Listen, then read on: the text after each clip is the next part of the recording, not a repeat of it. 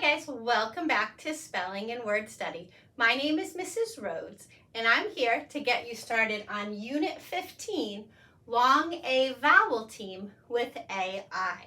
Please take a second to gather your materials. You will need your teal book, open to page 95. You will also need some colorful pens, markers, or crayons. Remember, whatever I mark on my board, you should be marking on your paper. Save room for a key as well. All right, so we have been talking about long vowels. We know there are a few different ways to make a long vowel, which means we make a vowel say its name. We can use silent E. That silent E can jump over the consonant and tell the vowel to say its name. But we can also use a vowel team. So last week we learned that AY shows up quite a bit at the end of words like say and play and day. And that AY team works together to make a long A sound. This week we're going to learn about another vowel team, which is AI. Notice all of the words on our list this week contain an AI. So please repeat after me and listen for that long A sound in the middle of each word. Here we go. Brain, chair, frail, grain, paint, plain, sprain, trail, train, and waste. Did you hear that A sound over and over again? Great. All right, so let's choose a color, and I want you to draw a box around the AI in brain.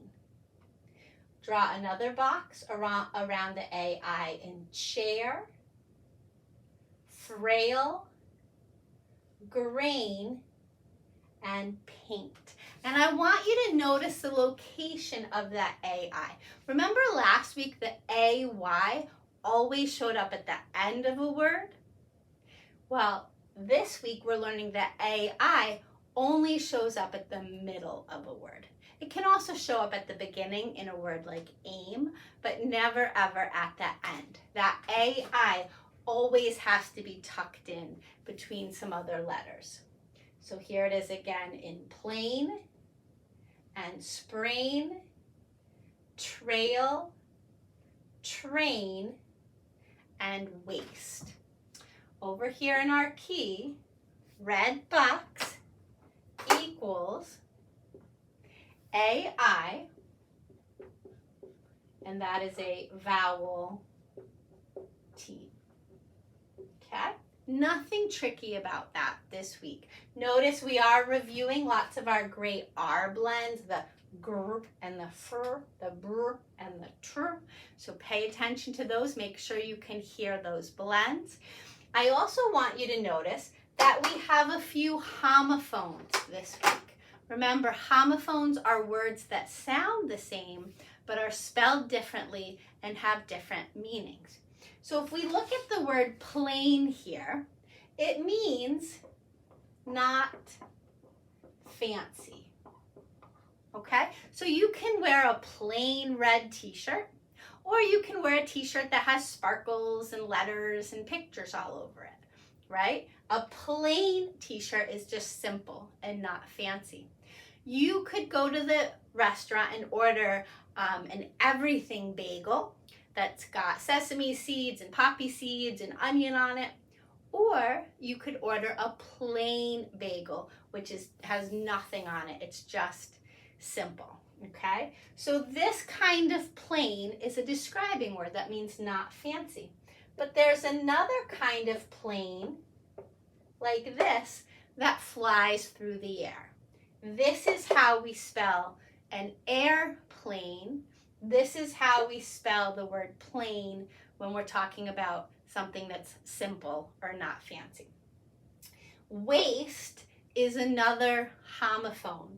This kind of waist describes the part of your body that you wrap a belt or you tie a belt around. So that's the middle of your body. So if here's a person,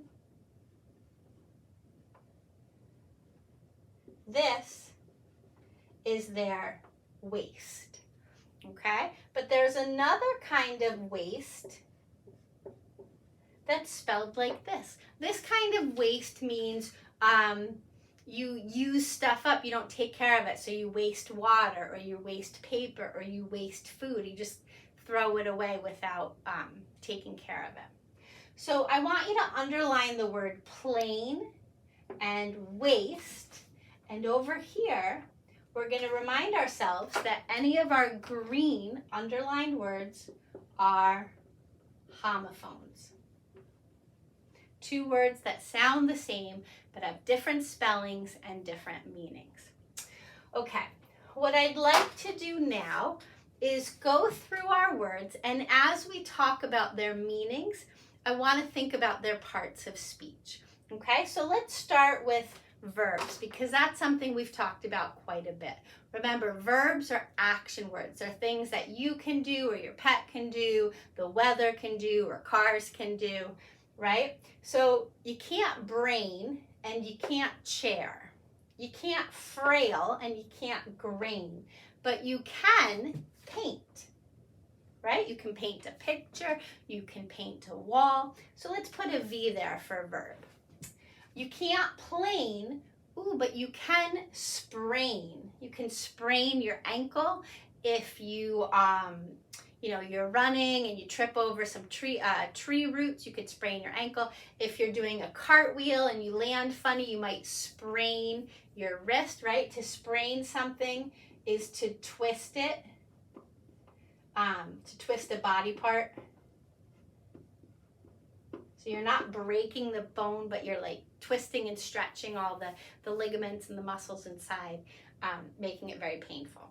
Okay, so we can paint, we can sprain, we can't really trail. We can train, though. We can train for a marathon, right? We keep running every day. We could train somebody at work if we show them how to do a job. So that's a verb as well. So over here, blue V equals verb. And we know that a verb is an action word. Okay, now let's find some nouns. We know that nouns can be people, places, and things. If it's something you can draw or you can hold it in your hand, it is definitely a noun. So a brain, I have one in my head, it's a thing, so I'm going to put an N there. A chair, that's definitely a thing. Not frail, that's a describing word. We'll talk about that in a second. Grain is a noun because grains are plants like wheat or rye or barley. They're plants that get ground up and used to make flour or to make cereal. So let's say a grain is a plant like wheat. If you think about your food groups, you have your dairy, you have your fruits, you have your vegetables. Your grain group would be things like cereal, bread, rice, pasta. All of those foods that give you energy come from the grains group. So you can touch all these things, right? You can touch bread, you can touch flour, you can touch cereal. Now, I told you that paint is a verb. It's something we do, but it's also a noun because if you're going to paint the wall, you need to buy a can of paint, and that paint is something you can touch. Plain, sprain can be a noun because once you sprain your ankle, now you have a sprain, right? Your ankle might be swollen and purple, it's bruised. Now you have a bad sprain. So that is a thing. A trail is a noun, right? You might follow a dirt trail through the woods. A train is also a noun. I talked about the verb to train, like you train someone to do a job or you train for a marathon. But of course, there's also a choo-choo train, right? Something that drives on the tracks. So that is a noun. And then waste because we're talking about this kind of waste and not the kind of waste that means to use up, this is also a noun. So over here, orange N equals noun, okay? All right, now there's a couple words we didn't mark up yet, and they are called adjectives. Adjectives are describing words. Tall, funny, soft, wet, ugly, beautiful. Those are all adjectives. They add detail to a noun. The word frail is an adjective, so I'm going to write A-D-J. And the reason it's an adjective is because it means weak, right? It's a describing word. So if your grandfather has been in the hospital for a week and he's coming home today, he's probably going to be very frail. You might have to help him walk into the house until he gets his energy and his strength back up. So frail is a word that describes people who are feeling weak, either because they're very old or they've been very sick. Plain is also an adjective, right? We use the word plain to describe a bagel, a plain bagel, or a t-shirt, a plain t-shirt. So that is also an adjective. So down here, A-D-J equals adjective. And let's just remember that an adjective is a describing word. It helps us paint a picture in our mind. All right, that's all I have for you today. Good luck, and I will see you next time. Bye-bye.